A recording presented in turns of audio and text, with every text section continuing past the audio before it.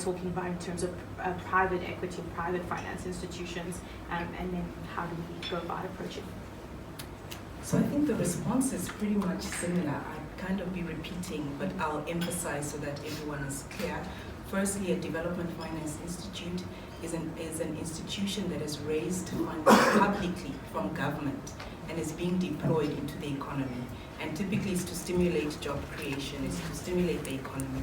And there's a lot of funding that goes into trying to empower entrepreneurs and startups and businesses that are up and coming. In some instances, the mandate is actually to create new industries within the economy. So that's a DFI. I think from a funding perspective, it's very similar. It's number one, you need to have a strong team. Is we can make a fundamental impact in the areas we deploy capital. And there's a substantial opportunity, and in so doing, we can make a lot more money than deploying capital in traditional spaces.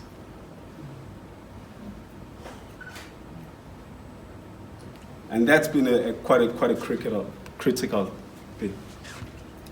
Somehow, some way, investors have been able to give us capital without demonstrating long-term track record in these areas, simply because we've gone to areas where nobody can come with a 20-year track record and say, this is how it's done.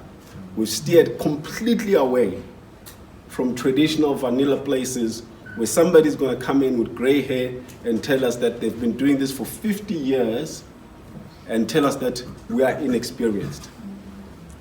The areas we've gone to are areas where we never have to have that conversation. So when we go and invest in when we go and invest in the SME space, we make it critically clear that there's nobody else that's going to come in and put a side-by-side graph that shows that they can do it either better or this is the recipe to get it done right in that particular area. We go to areas where we've got an open canvas, where we can show our analytical abilities and our opportunity to generate value out of those particular areas.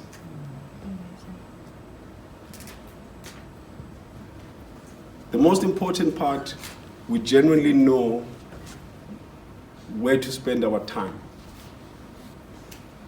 So be very generous with your money, but be very stingy with your time. So we are very, very, very specific about where we spend our time, which investors we spend our time with, and why.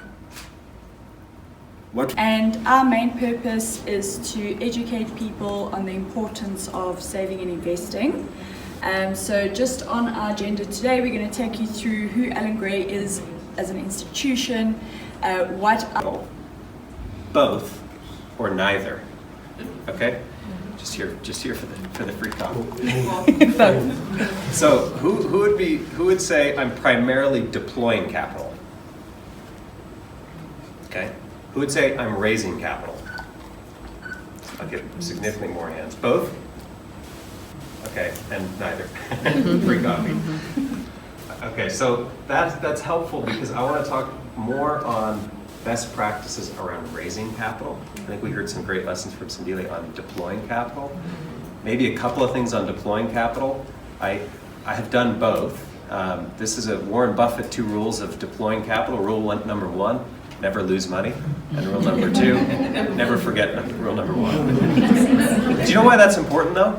Because if you lose 20% of your money, it takes you require an investment return of 25% just to get back to where you were. If you're at $100 and you lose 20%, you're at 80. But to get back to 100, you need a 25% return. So don't lose money. Don't lose the principal. That's Warren Buffett's primary principle. But that's easy to say in a pithy little quote, hard to do. And so just a few lessons that I've learned in deploying capital, sometimes poorly. One is diligence. Sandile talked about this a little bit. Form your hypotheses and then conduct deep diligence. So I look at 4 areas of diligence. Some people look at others. Firstly, financial. Unpacking the financial statements. I like to hire audit firms when I do that because I'm not an auditor. But I really like to unpack the fundamentals of the financial workings of a business. The second is tax. something Natasha's specialty in. I like to look at the tax. Are they compliant? Have they paid their taxes? Is there huge tax risk that I'm going to be stuck with while I buy in this business? Another's commercial. Is their business plan actually like commercially viable? Is the growth that they projected that looks like a hockey stick actually going to be achieved? And the fourth is regulatory. Are they following the law? Sure, but are there also, is there legal risks? Are there I don't know how to say it.